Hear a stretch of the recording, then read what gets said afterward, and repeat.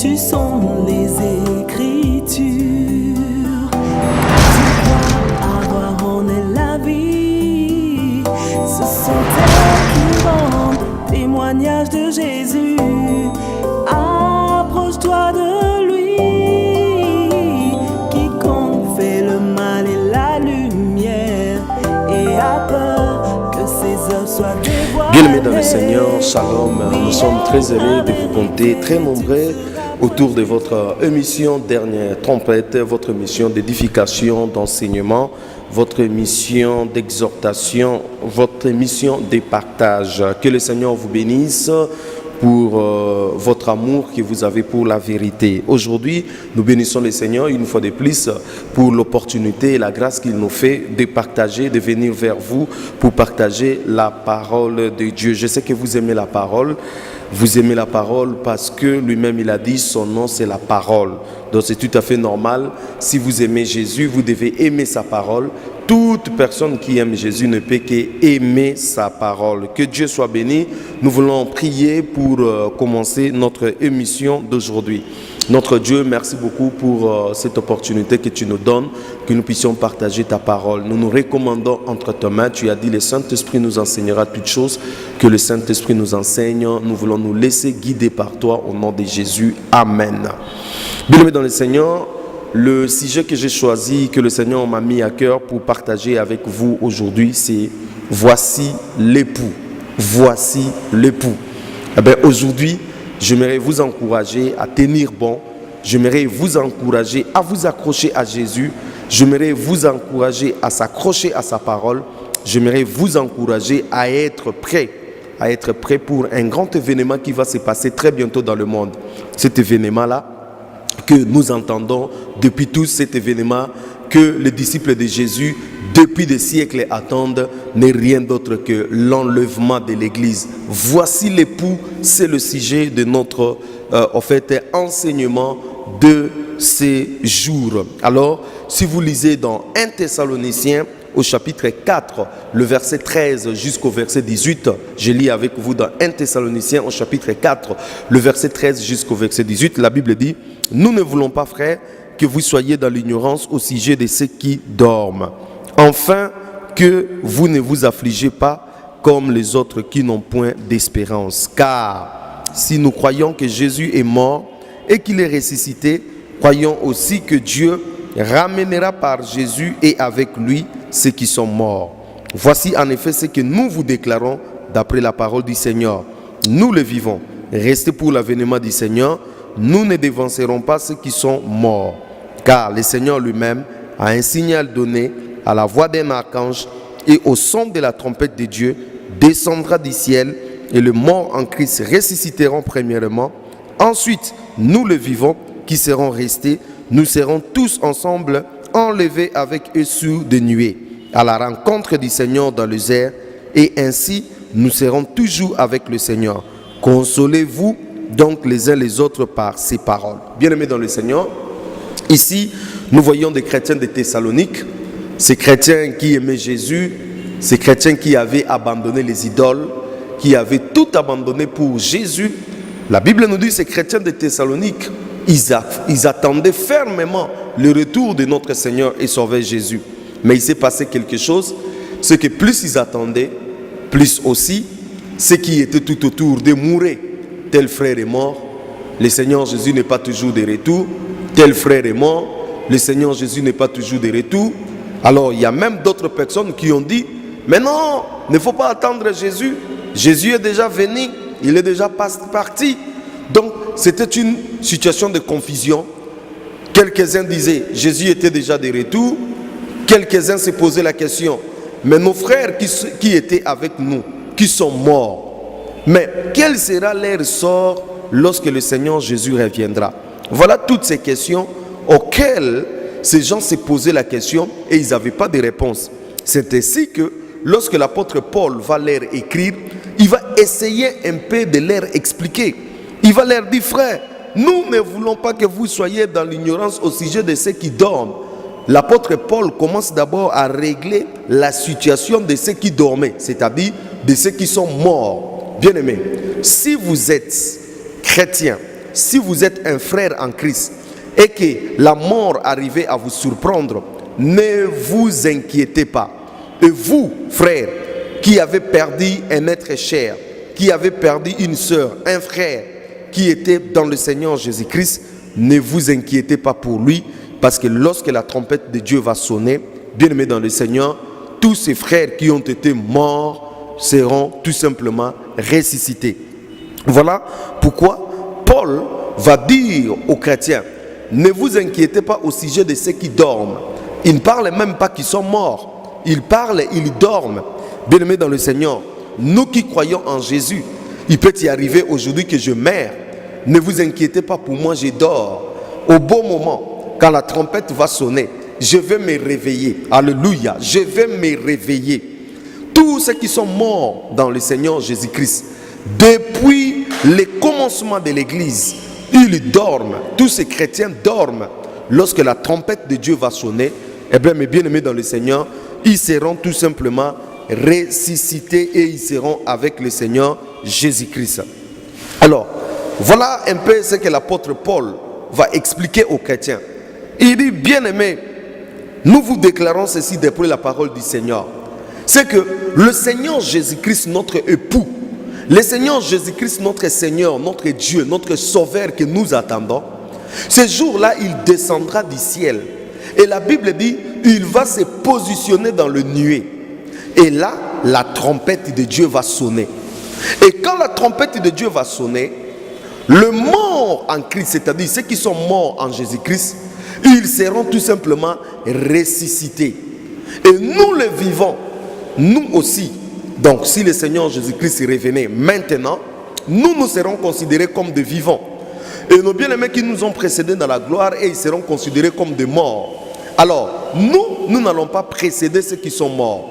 D'abord, ce qui va se passer, c'est que les morts en Christ, ils vont ressusciter. Et nous, les vivants, nous serons transformés.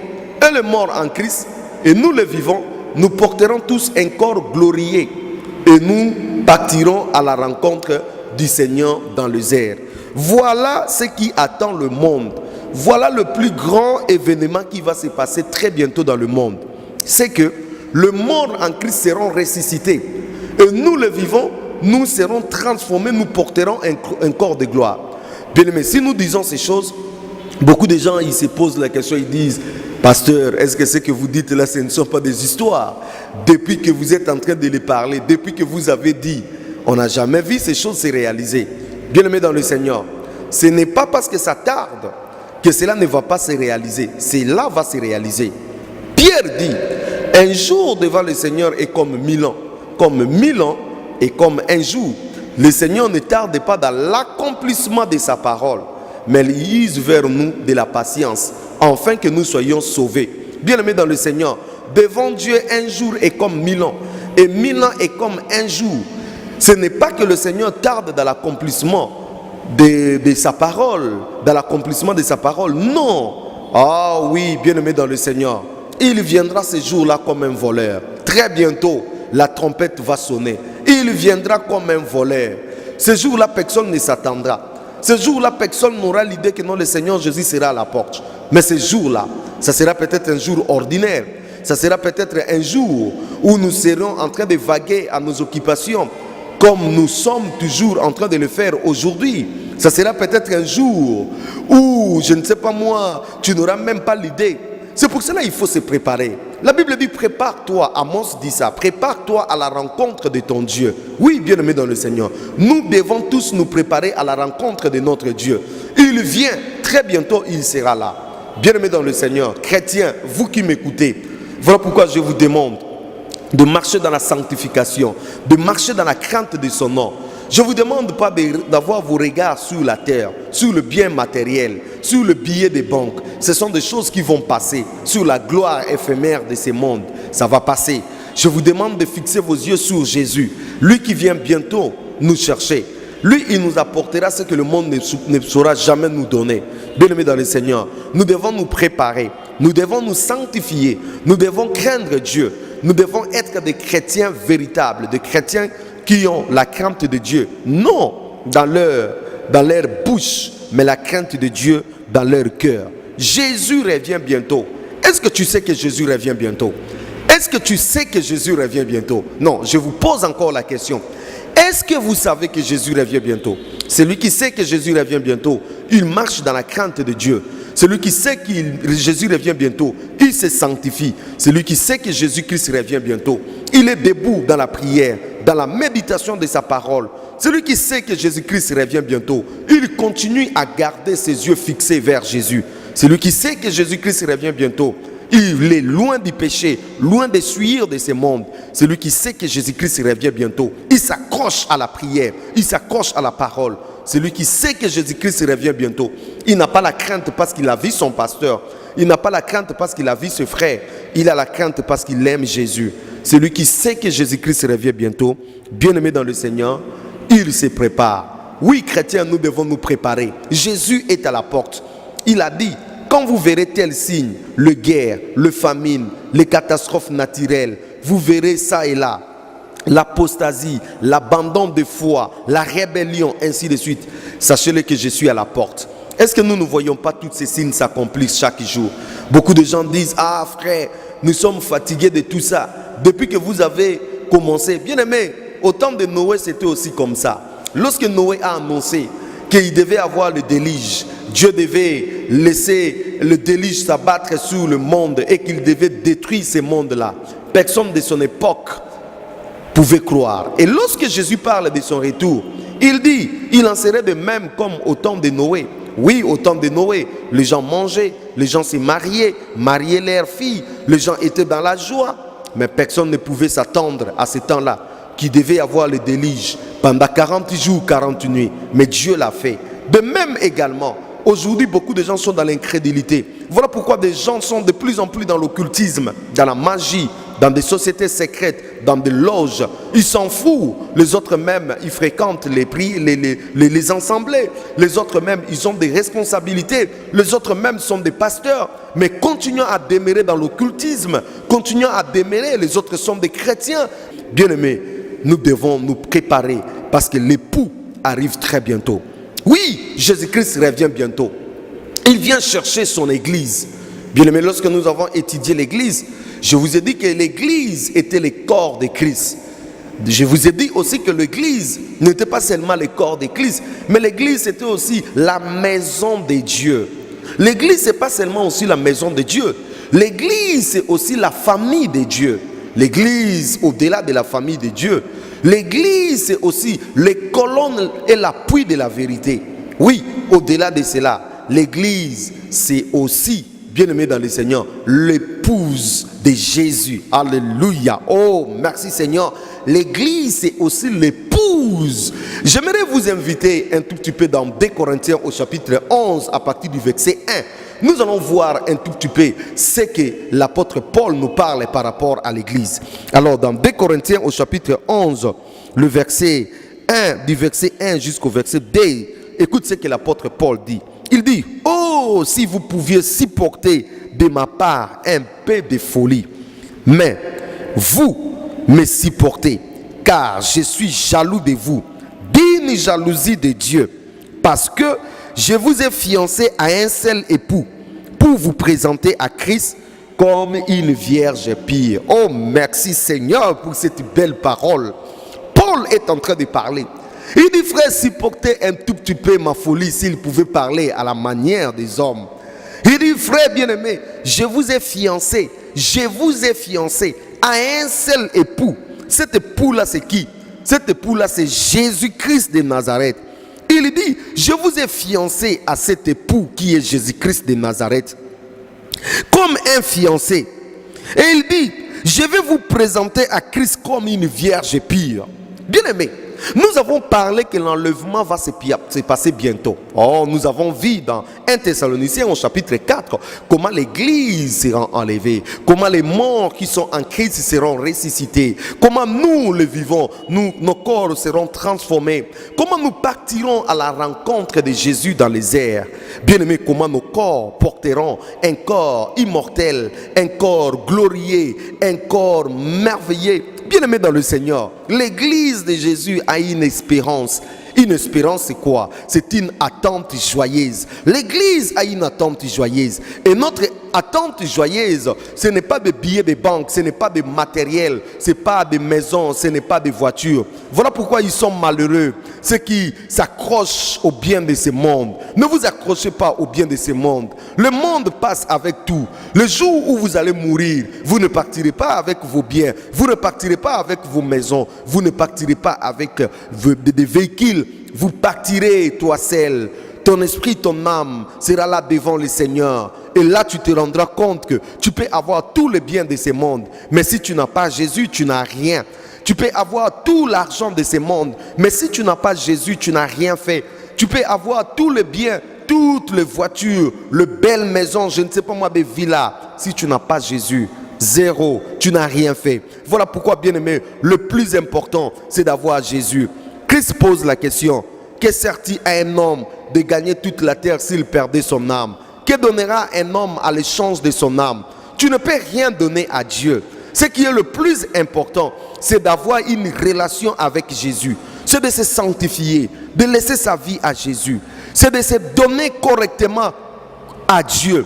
C'est de ne pas être un chrétien de nom, mais être un chrétien véritable. Le jour comme la nuit, que vous soyez réellement un vrai disciple devant celui qui est assis sur le trône. Un vrai enfant de Dieu, selon ce qui est écrit. À tous ceux qui l'ont réussi, à ceux qui croient en son nom, Dieu les a donné le pouvoir de devenir enfants de Dieu. Si vous êtes un enfant de Dieu, laissez-moi vous dire qu'il y a une espérance attente joyeuse qui vous attend. Jésus vient bientôt vous chercher. Et Jésus vient vous chercher. L'église, nous sommes l'église. Et aujourd'hui, nous sommes comme sa fiancée.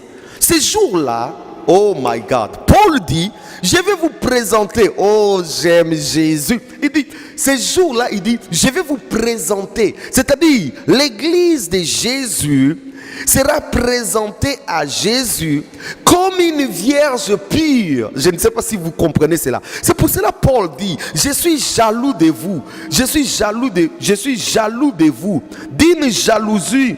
Hein? Car je suis jaloux de vous, d'une jalousie de Dieu. Il dit d'une jalousie de Dieu. Eh bien, ce n'est pas comme la jalousie que nous voyons dans notre monde de jalousie mal placée. Il suffit seulement que votre épouse fasse un petit bisou à gauche et à droite. Vous êtes déjà allumé d'une jalousie malsaine. Ce n'est pas de cette jalousie que Paul dit. Il parle d'une jalousie de Dieu. Il dit, bien aimé, l'église de Jésus. L'église, c'est quoi? C'est l'ensemble de tous les chrétiens, c'est l'ensemble de tous les rachetés, c'est l'ensemble de tous ceux qui ont fait une expérience avec Jésus, c'est-à-dire qui ont accepté Jésus-Christ dans leur vie comme Seigneur et Sauveur. Vous êtes l'église et votre position que vous avez aujourd'hui, c'est une position de fiançailles avec Jésus-Christ, votre époux, qui viendra très bientôt vous chercher. Voilà pourquoi Paul dit, je suis jaloux de vous, d'une jalousie de Dieu, parce que je vous ai fiancé à un seul époux. Oh non, mon frère, pas à deux époux, à un seul époux. Cela veut dire l'église n'a pas deux maîtres, l'église n'a pas deux époux, l'église n'a qu'un seul époux qui est Jésus. Et nous sommes fiancés. Ah frère, mais il ne faut pas oublier, nous sommes fiancés. Et ces jours-là, lorsque la trompette de Dieu va sonner, lorsque nous serons présentés à Jésus, lorsque nous serons là devant lui, nous serons semblables à une vierge pure. C'est que 2 Corinthiens nous parle, bien aimé. Il dit, il va nous présenter à Christ comme à une vierge pure. C'est-à-dire, une vierge, par définition, c'est une fille qui n'a pas encore connu des garçons, qui n'a pas encore eu des relations intimes avec des garçons. Cela veut dire quoi? L'église est dans une position de virginité. Cela veut dire l'église de Jésus ne peut pas connaître un autre homme.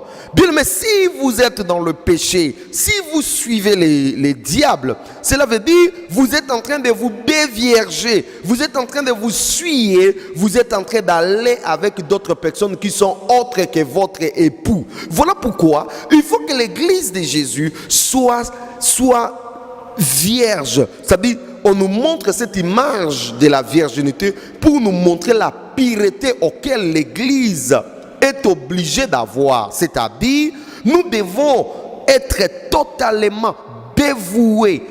Nous devons être totalement pour notre Seigneur et Sauveur Jésus-Christ. C'est ça l'image de la virginité. Donc, nous sommes des fiancés. Comme des fiancés se préparent pour attendre le pouls. Oh, alléluia. Le jour du mariage, il faut voir la jeune fille, la fiancée, comment elle se prépare. Elle est là, elle fait ses cheveux, elle fait ses habits, elle prépare tout.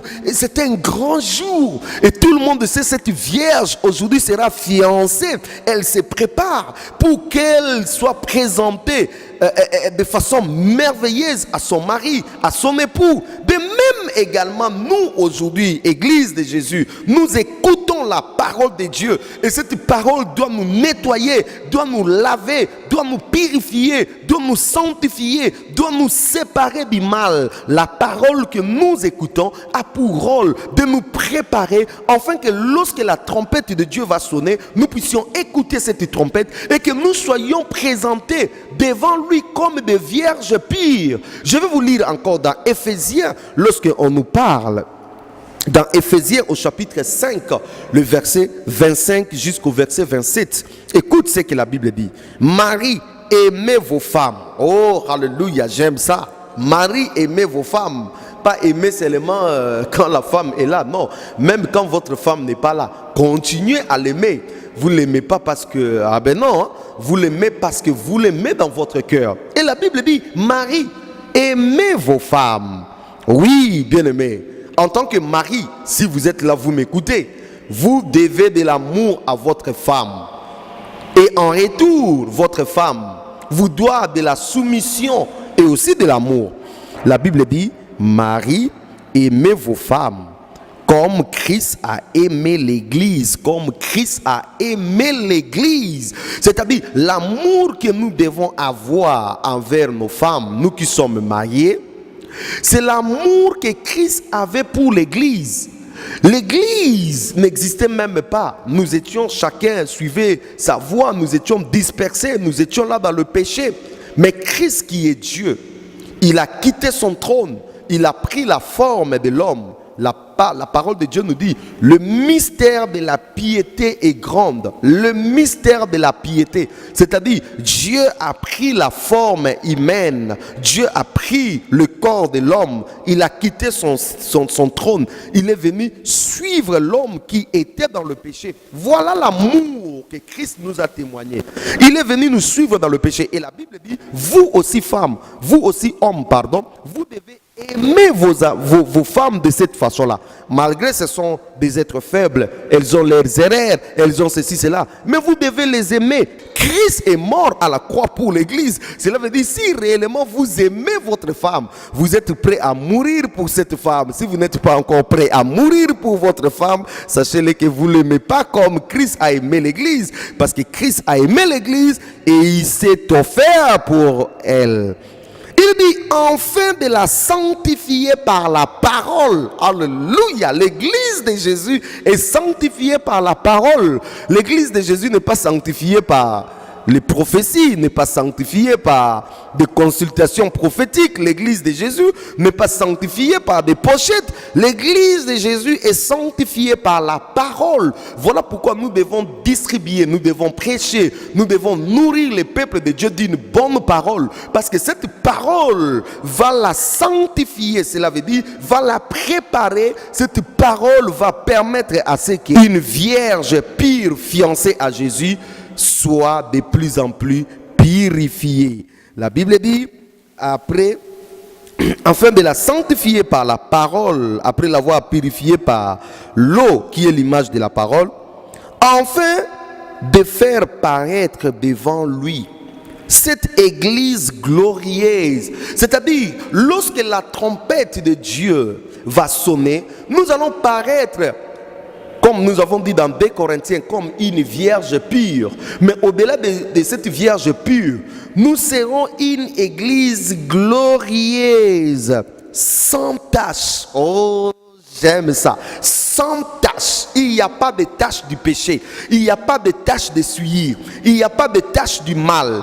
Il n'y a pas de tache, je ne sais pas moi, de tout ce que le monde peut nous attirer. Non. Ces jours-là, cette vierge pure, fiancée de Christ, lorsque la trompette de Dieu va sonner et que cette vierge va partir à la rencontre de son époux, eh bien la Bible dit, nous serons semblables à une vierge pure. Nous serons là une église glorieuse, sans tache, ni ride, ni rien de semblable, mais sainte et irréprochable. Sainte et irréprochable. Bien-aimé, voilà la qualité de l'église qui sera enlevée. Voilà la qualité de l'église. Pose-toi la question, est-ce que je fais partie de l'église glorieuse? Pose-toi la question, est-ce que je fais partie de l'église glorieuse? Pose-toi la question. Est-ce que je suis encore dans la souillure? Je suis encore dans le mal?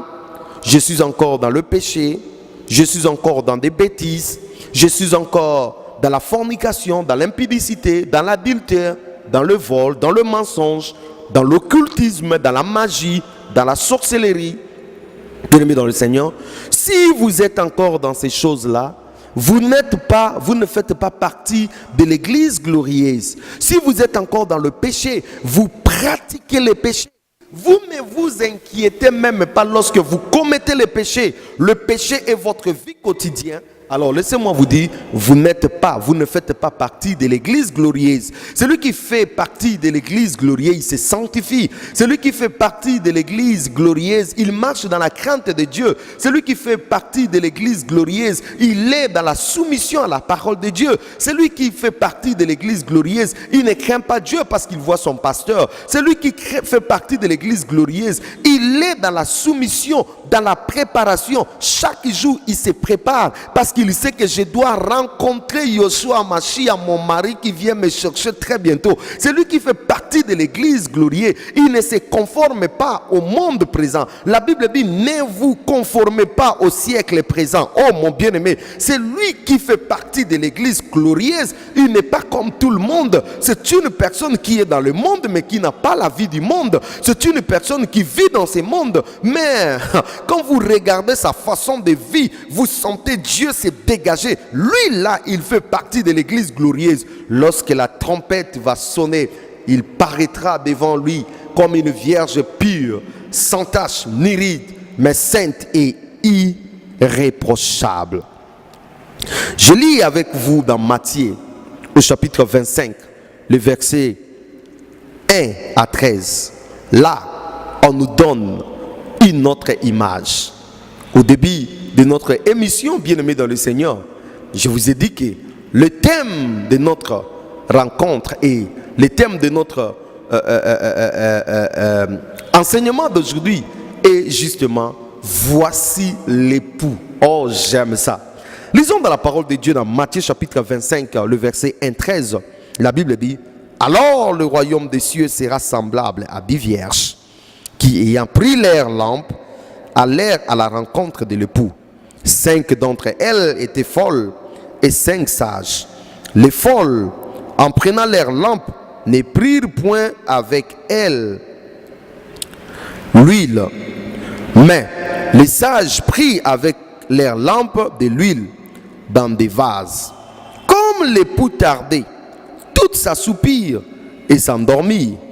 Au milieu de la nuit, on cria, voici l'époux, allez à sa rencontre. Alors toutes ces vierges se réveillèrent et préparèrent leurs lampes. Les folles dirent aux sages, donnez-nous de votre huile, car nos lampes s'éteignent. Les sages répondirent, non, il n'y en aurait pas assez pour nous et pour vous. Allez plutôt chez ceux qui vendent et achetez-en pour vous. Pendant qu'elles allaient acheter, l'époux arriva. Celle qui était prête, entrait avec lui dans la salle des noces et la porte fut fermée. Plus tard, les autres vierges vinrent et dirent, Seigneur, Seigneur, ouvre-nous. Mais il répondit, je vous le dis en vérité, je ne vous connais pas. Veillez donc, puisque vous ne savez ni le jour ni l'air. Bien-aimé dans le Seigneur, oh, je bénis le Seigneur pour sa parole. Écoute un peu ce qui nous est dit ici. Il dit, le royaume des cieux est semblable à 10 vierges. 10 vierges qui sont aujourd'hui l'image des chrétiens partout dans le monde. N'importe quelle domination, n'importe quel, je ne sais pas moi, coin. Nous sommes semblables aux vierges. Et la Bible dit, 5, ils avaient avec eux la lampe. La lampe, c'est l'image de la parole. Le psaume dit, ta parole est une lampe à mes pieds, une lumière sur mon sentier. Donc la lampe dont les vierges avaient tous était l'image de la parole de Dieu.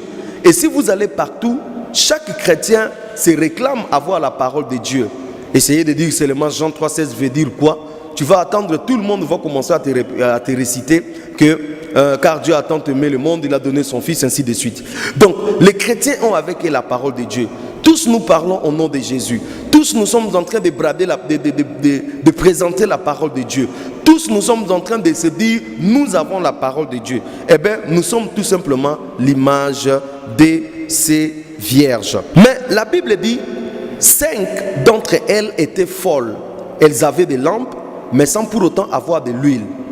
Et 5 autres étaient sages, elles avaient des lampes et avec eux de l'huile.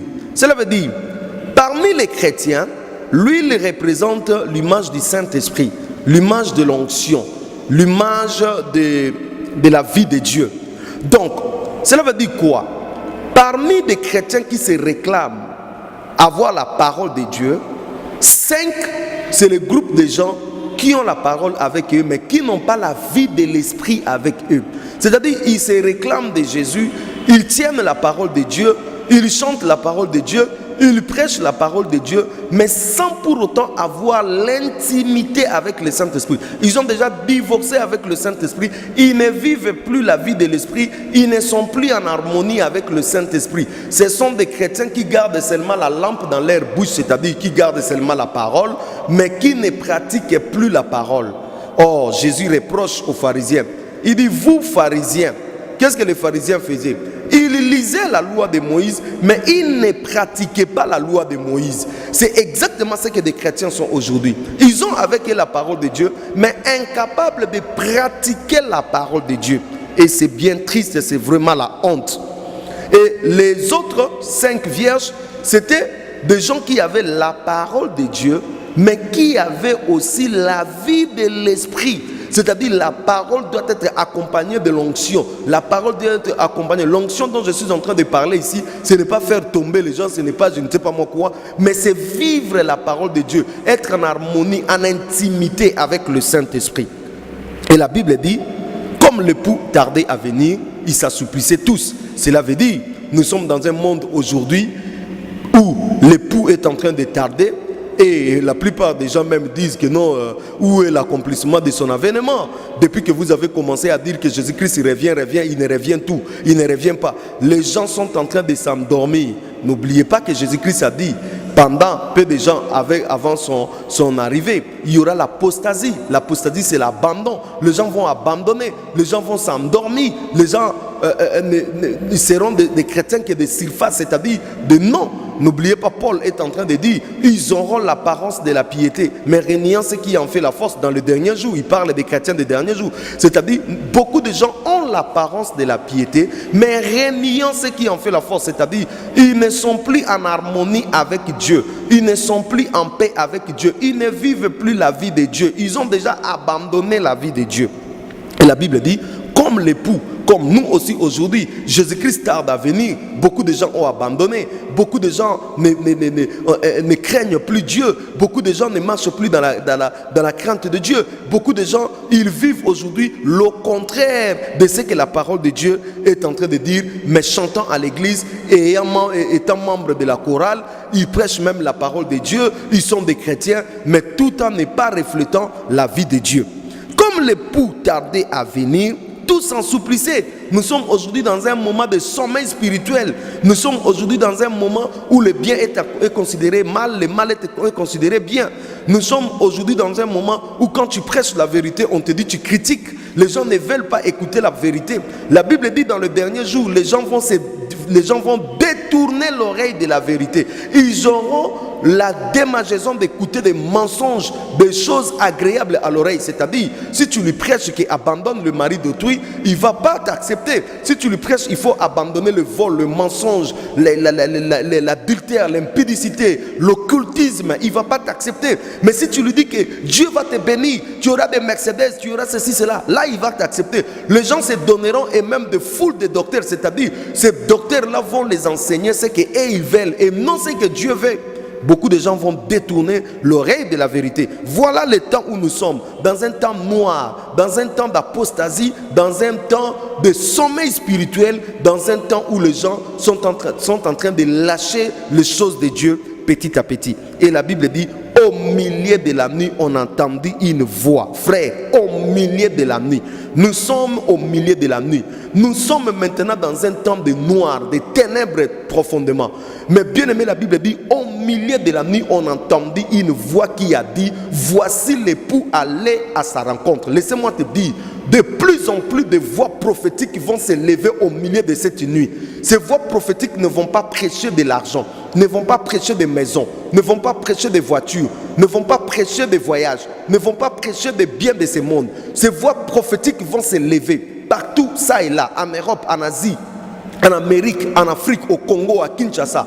Ces voix prophétiques vont se lever avec un seul message. Voici l'époux. Aller à sa rencontre. Ces voix prophétiques ne se lèvent pas pour eux-mêmes. Ces voix prophétiques ne se lèvent pas, oh my God, ça ne se lève pas pour prêcher eux-mêmes, pour se glorifier. Non, ces voix prophétiques se lèvent pour annoncer au peuple de Dieu, vous devez vous réveiller parce que l'époux est en train d'être à la porte. De plus en plus de véritables prophètes de Dieu vont s'élever. De plus en plus de véritables pasteurs vont s'élever. De plus en plus de véritables docteurs vont s'élever. De plus en plus de véritables enfants de Dieu vont s'élever. Avec un message authentique, qui vont retourner l'église dans le droit chemin, qui vont préparer l'épouse, qui vont préparer le véritable enfant de Dieu pour la rencontre de leur époux. Bien-aimés dans le Seigneur, si vous êtes réellement un véritable enfant de Dieu, vous êtes réellement une voix prophétique, vous devez vous réveiller, vous devez vous réveiller et crier. Non crier pour recevoir de l'argent avec la fabrication des offrandes de tout genre. Non, ça ce ne sont pas des voix prophétiques. Ce ne sont pas des voix qui s'élèvent pour préparer l'épouse. Ça ce sont des voleurs. Les voix qui se préparent, ils n'ont pas besoin des offrandes. Ils n'ont pas besoin de quoi que ce soit. Ils ont besoin de crier seulement une seule phrase. Voici l'époux, allez à sa rencontre. Si vous êtes une voix prophétique bien aimée, vous devez crier dans des marchés sans pour autant demander de l'argent en retour. Vous devez crier dans des bus sans pour autant vendre de l'eau, des pochettes ou des consultations prophétiques payantes. Vous devez crier partout où vous passez, dans vos maisons, dans vos travails. Voici l'époux, allez à sa rencontre. C'est le temps des aigles. Les aigles doivent s'élever pour voler plus haut. De véritables voix prophétiques doivent s'élever pour crier en plein gosier et ne te retiens pas. C'est ça le moment. Et la Bible dit, cette voix a crié, voici l'époux, allez à sa rencontre. Des vierges qui étaient sages, qui avaient la parole et la vie de l'esprit, ils sont allés à la rencontre de l'époux.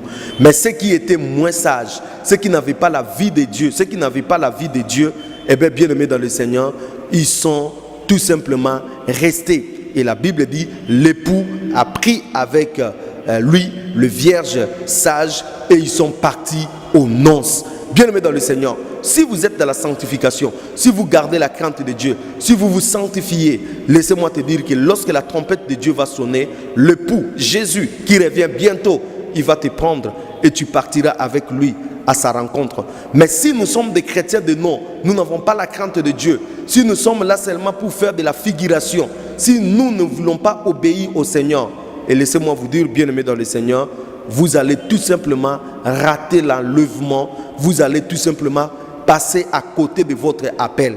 Bien-aimés dans le Seigneur, l'apostasie est en train de venir. L'apostasie, c'est l'abandon de la foi. Beaucoup de gens se posent la question, il viendra quand?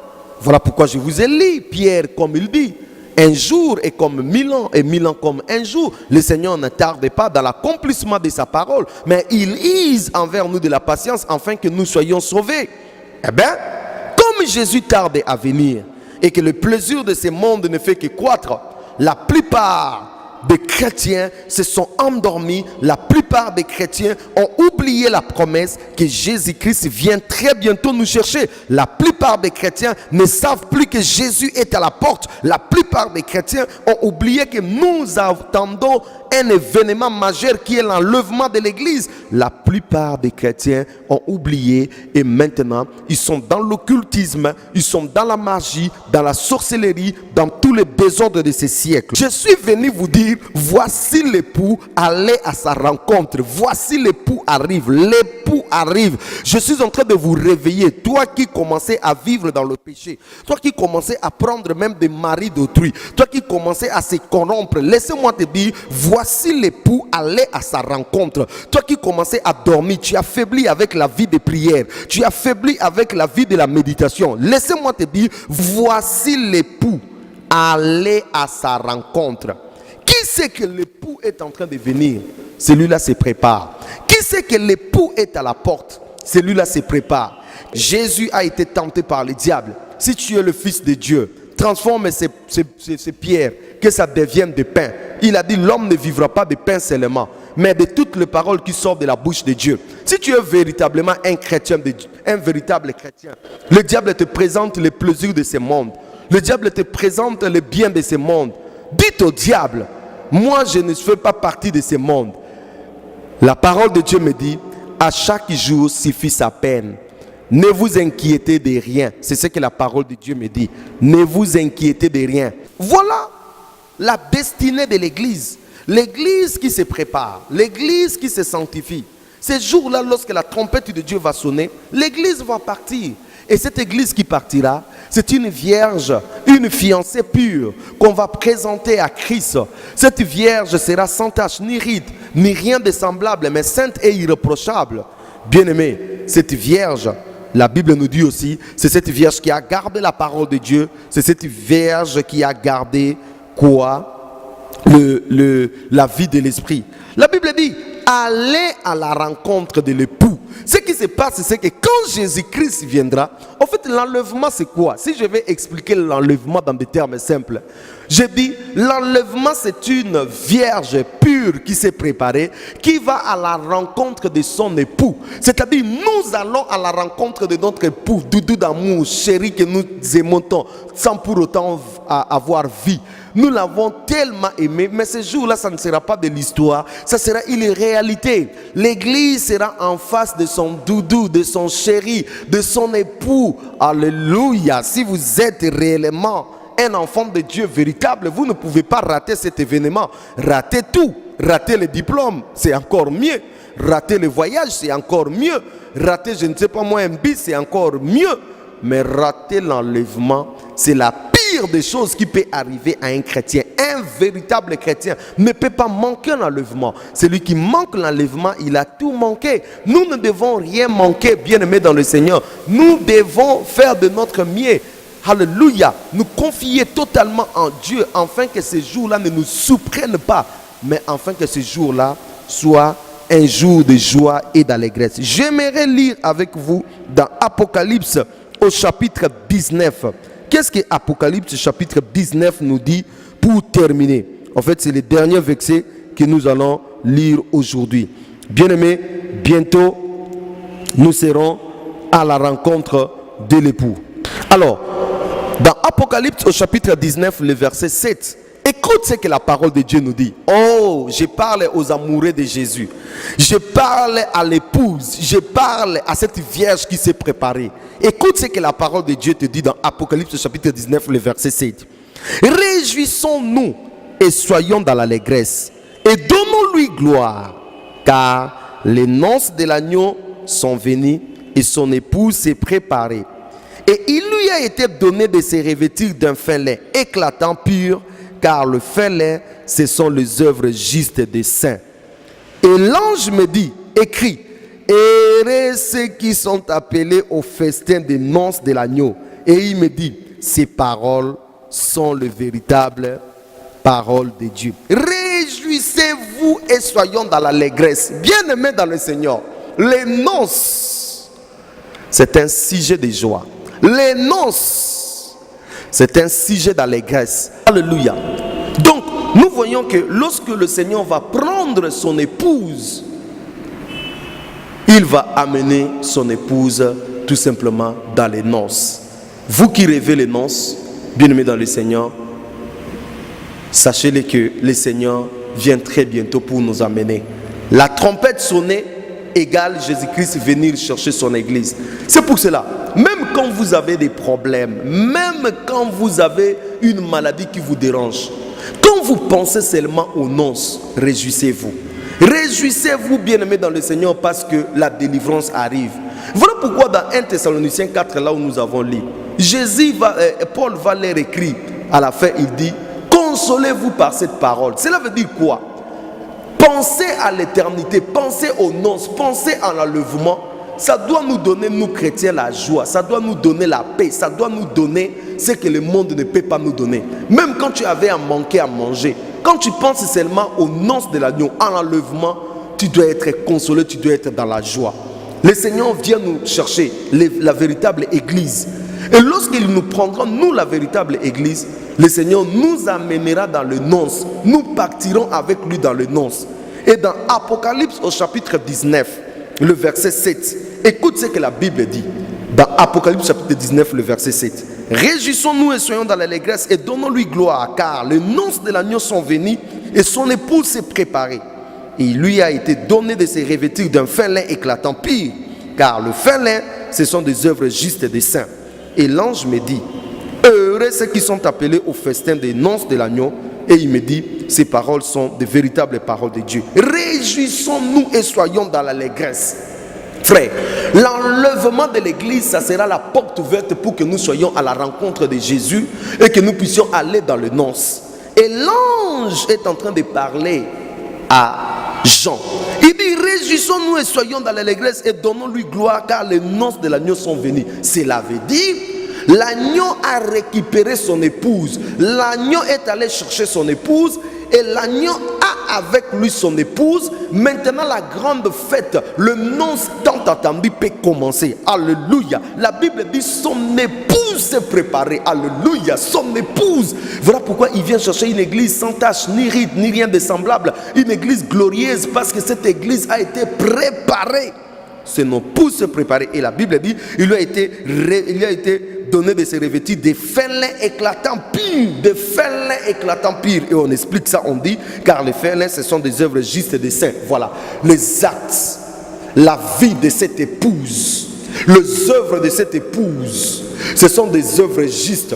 Quand cette épouse va mettre ses bonnes œuvres, eh bien, ça sera semblable aux fins lins. Et la Bible dit, l'ange dit, heureux ceux qui sont appelés au festin des noces de l'agneau. Heureux ceux qui sont appelés au festin. Bien-aimés, vous avez avec vous l'invitation. Vous avez l'invitation qui vous est donnée. Peut-être vous avez oublié qu'il y avait les noces. Mais laissez-moi te dire que maintenant vous connaissez qu'il y a les noces. Donnez-lui gloire. Heureux ceux qui sont appelés aux noces de l'agneau. Jésus vous appelle. Comment vous allez répondre à cette invitation? Par la vie de crainte, par la vie de sanctification, par la vie de prière, par la vie de méditation, par la vie d'obéissance, par la vie de se détourner du péché, par la vie de purification. C'est ainsi que vous allez répondre à l'invitation aux noces. Mais si vous êtes dans le péché, vous êtes encore dans la masturbation, vous êtes encore dans la magie, vous êtes encore dans l'occultisme, dans la sorcellerie, dans l'adultère, dans l'impudicité, dans toutes sortes de mauvaises vies, bien-aimés dans le Seigneur, vous ne partirez pas dans le noces. Lorsque le Seigneur viendra, vous allez que rater les noces. Mais le Seigneur vous tend la main. Il dit, voici le moment est arrivé. Saisissez la grâce. Repentez-vous. Vous qui avez perdu le premier amour, comme les chrétiens d'Éphèse, ce que j'ai contre toi, c'est que tu as abandonné ton premier amour. Le Seigneur te dit, récupère ton premier amour. Reviens à moi. Reviens à moi. Oui, je sais que les moments sont difficiles. Même Jésus-Christ lui-même a dit, quand le Fils de l'homme viendra, trouvera-t-il la foi? Il savait que quand il viendra, peu de gens vont abandonner, peu de gens vont tenir encore debout. Il savait que quand il va venir, beaucoup de gens vont lâcher. Il savait que quand il va venir, beaucoup de gens vont abandonner. Bien-aimé, il a posé la question, quand le Fils de l'homme viendra, trouvera-t-il la foi? Bien-aimé dans le Seigneur, il faut que vous gardiez votre foi. Gardez votre foi. Et quand vous gardez votre foi, le Seigneur viendra et vous partirez avec lui. Que sert-il à un homme de gagner toute la terre s'il perdait son âme? Que donnera un homme à l'échange de son âme? Rien. Prépare-toi à la rencontre de Jésus. Prépare-toi, il revient bientôt. Répands-toi. Voilà où tu as faibli. Voilà où tu as abandonné.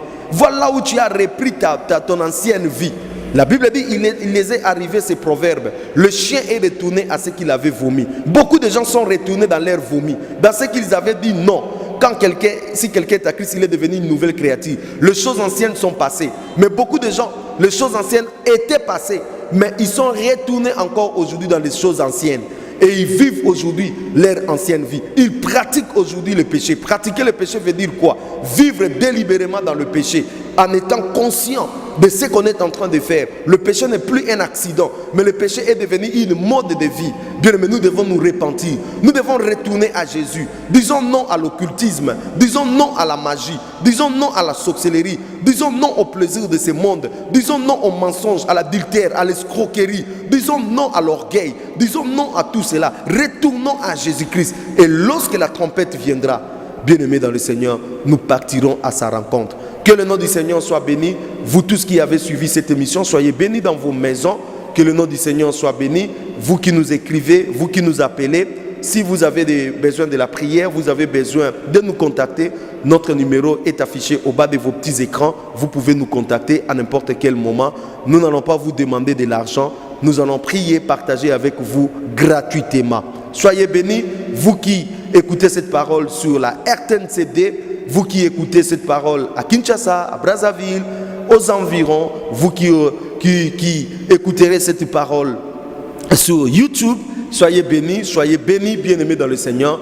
Nous sommes là à votre disposition. Si le Seigneur tarde à venir, nous reviendrons pour un autre sujet où nous partagerons avec vous. Mais si le Seigneur revient, nous sommes sûrs que nous partirons avec vous et nous soyons tous dans la joie à la rencontre de notre Seigneur et Sauveur Jésus. Bâtis sont les Écritures, bâtis on est la vie. Ce sont elles qui rendent témoignage de Jésus. Approche-toi de lui. Quiconque fait le mal est la lumière et a peur que ses œuvres soient dévoilées.